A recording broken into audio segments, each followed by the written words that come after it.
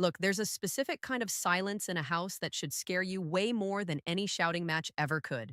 It's that heavy, cold quiet that happens right after you've been told for the third time today that you're doing something wrong. Maybe it was the way you loaded the dishwasher, or how you handled a bill, or even just the way you're sitting on the couch. Now, it's that moment where you realize you've stopped being a partner and you've started being a project. Welcome back to the channel. We're here to talk about the stuff most people want to sweep under the rug. The actual practical psychology of navigating relationships and building yourself into a man who doesn't just survive his life, but actually leads it. Before we dive into the deep end of how respect dies, music, do me a favor. Well, if you're serious about moving past the nice guy traps and actually reclaiming your edge, hit that subscribe button and join a growing community of men who are done with the excuses and ready for the work. We're building something real here, and I want you in the mix. So, let's be real for a second. Why do women stop respecting men? It's not usually one big explosion. It's not like you wake up one Tuesday and she's just decided you're a loser. Honestly, it's much more clinical than that, and it's a process. And it usually starts with what I call music, the three C's: control, criticism, and comparison. Imagine a guy, let's call him Mark. Mark's a good dude. Hard worker, shows up, tries his best, but Mark's wife has a vision for how music should be. It starts small, right? Like, hey, don't put the plates that way, they don't get clean. Mark thinks, okay, whatever. It's music, just plates. But then it's, why are you wearing those shoes? They make you look short. Then it's music. I can't believe you handled that situation with the neighbor like that. I would have done music X, Y, and Z. See what's happening? She's taking the lead. And Mark, trying to be a good husband, is just nodding along. He thinks he's being easygoing, but in her mind, every time he says yes to a tiny bit of control, he's shrinking. He's telling her, I don't trust my own judgment, so I'll just use yours. And look, here's the thing. Once a woman feels like she has to manage you, she can't respect you. It's impossible to feel attraction for someone you have to parent. This leads straight into the perfection trap. When criticism becomes the default language of the relationship, the standard for the man becomes literal perfection. Anything less is a failure.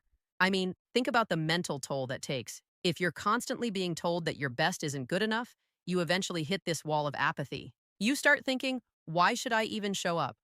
If I'm going to get roasted for how I fold the laundry, I'm just going to stop folding the laundry. But then, of course, that creates even more division. She sees the apathy as laziness or a lack of care, which fuels more criticism, and the cycle just, well, it spins out of control. But the real killer, it's the comparison, not necessarily to other men, though that happens, but the comparison to her. I do it better. I do it faster. Plus, I'm the one holding this whole circus together. When a woman starts viewing herself as the only adult in the room, the respect isn't just gone, it's buried. You've become the humbled pet instead of the masculine force she originally fell for. It's a brutal place to be, brother, because you feel like you're being a team player, but you're actually just forfeiting the game. You're trading your dignity for a piece that's actually just a slow motion divorce. Yes, we need to look at how this transition from man to plow horse actually happens in the day to day, because it's a lot sneakier than you think. Before we move into how this death by a thousand paper cuts really starts to bleed you dry, I want to hear from you. Have you ever felt that shift? That moment where you realized you were being managed instead of loved? Drop the word stand in the comments if you're ready to stop the slide and reclaim your frame. It's a simple word, but it's a heavy promise to yourself. Now, here's where it gets really sneaky. It's what I call bedization through a thousand concessions. It's not a sudden cliff you fall off. It's more like a slow motion car crash that you're actually helping steer. Look, it always starts out great, right?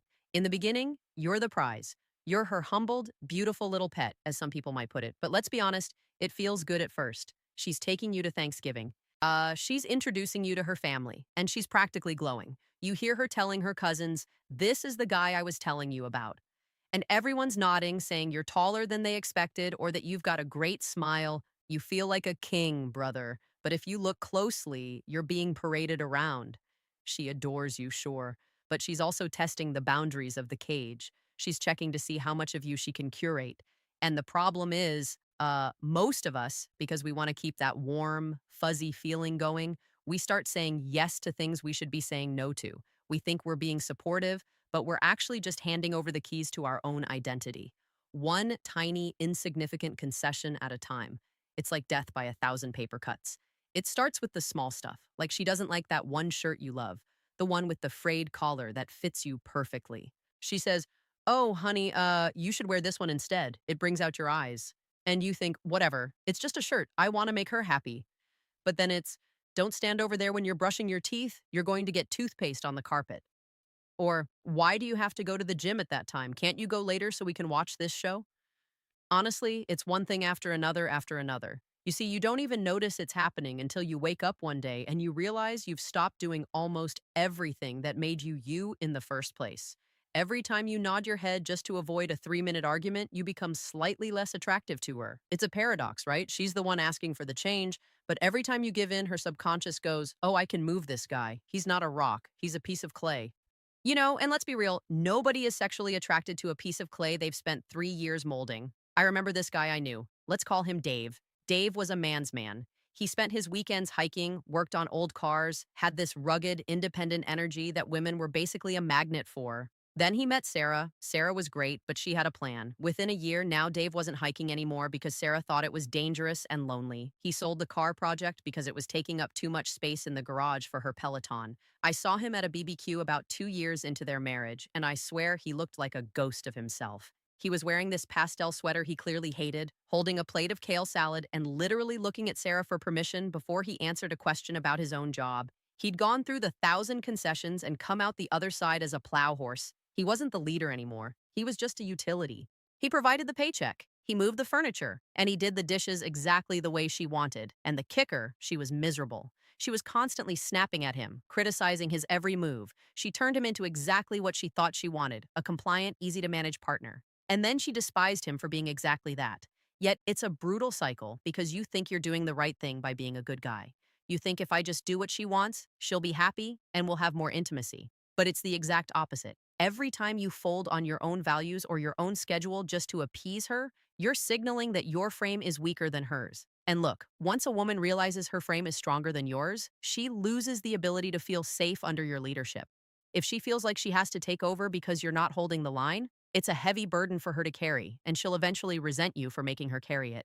You end up in this weird roommate dynamic where you're both walking on eggshells, but you're the one doing all the tiptoeing. You have to understand that peace bought with your own dignity is never actually peace. It's just a temporary ceasefire before the next demand comes in. And if you've ever looked in the mirror and realized you've made so many concessions that you don't even recognize the guy looking back, I want you to drop the word wake up in the comments. It's time to realize that being a good boy is the fastest way to kill the respect in your relationship. But here's the thing, and I really want you to hear me on this. Most guys don't even realize they're losing the war because they're too busy trying to win these tiny microscopic battles for peace. They think if they just say yes to the small stuff, they'll save their energy for the big stuff. But in a relationship, especially a long term one, the small stuff is the big stuff. It's all about the frame. Now, frame is one of those words that gets thrown around a lot in masculinity circles, but let's keep it simple. It's just the invisible boundary of who you are and what you stand for. It's your no. And honestly, if you can't say no to a woman, your yes doesn't mean a damn thing. I mean, think about it. If you're just a yes machine, you're not a partner. You're an appliance. You're the human equivalent of a toaster. You're reliable, sure, but nobody's attracted to their toaster. They just expect it to work when they push the lever. You've probably heard that old Chris Rock bit where he says guys should just get a giant rubber stamp that says yes and just start slamming it down on everything she says. Yes, honey. Yes, you're right. Yes, let's do that. It's funny because it's true, but it's also a tragedy because when you start stamping your way through a relationship, you're basically telling her, I've checked out. So I'm no longer an active participant in this leadership. You take the wheel. I'm just going to sit in the back and play on my phone. And look, she might think she wants that in the moment. She might think she wants you to just agree so she can get her way, but her biology is screaming the opposite. She's looking for a mountain and you're acting like a beanbag chair. Every time you yes away your own opinion or your own way of doing things, you're chipping away at the foundation of her attraction to you. Let's talk about the dishwasher because that's the classic, right? It sounds so stupid when you say it out loud. We broke up because of the dishwasher. But it's never about the plates, brother. It's about the fact that she told you to do it a certain way. And even though your way worked perfectly fine, you folded. You let her dictate the standard of a basic chore because you didn't want the drama of standing your ground. Ah, but here's the cold, hard truth. If you're at the point where you're actually arguing over which way the forks are pointing, the relationship is already on life support. You're not fighting about cleanliness. You're fighting about who has the authority in the house. And if you've already given that up, you might as well just hand her the keys to the house and a check for half your net worth right now, because that's where this road ends. It's betization at its most expensive. It's you lose the intimacy, you lose the warmth, and you eventually lose the woman herself because she can't stand to look at a man she can completely dominate. And then comes the contempt. This is the real killer. Contempt is like a clock that's ticking down to the end of your marriage. And once it starts, it's incredibly hard to stop.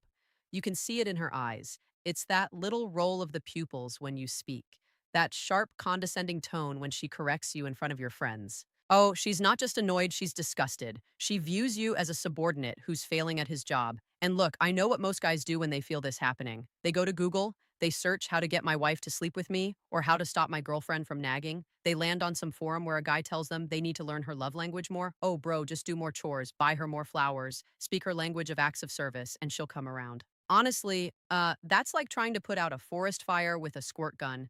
It's a band-aid on a gunshot wound. If the problem is that she doesn't respect you as a man, loving her more is just going to make her lose respect faster because it looks like more pleading. It looks like you're trying to buy her affection with compliance. You have to realize that most of the advice out there for men in these situations is designed to make the woman more comfortable in the short term. Not to make the relationship healthier in the long term. They tell you to compromise until there's nothing left of you. But a man with no self is a man with no value in the mating market. If you've spent the last 5 years becoming exactly who she told you to be, don't be surprised when she tells you she's not in love with you anymore or that she needs to find herself. What she's really saying is that she's bored and she's lost the alpha she originally fell for.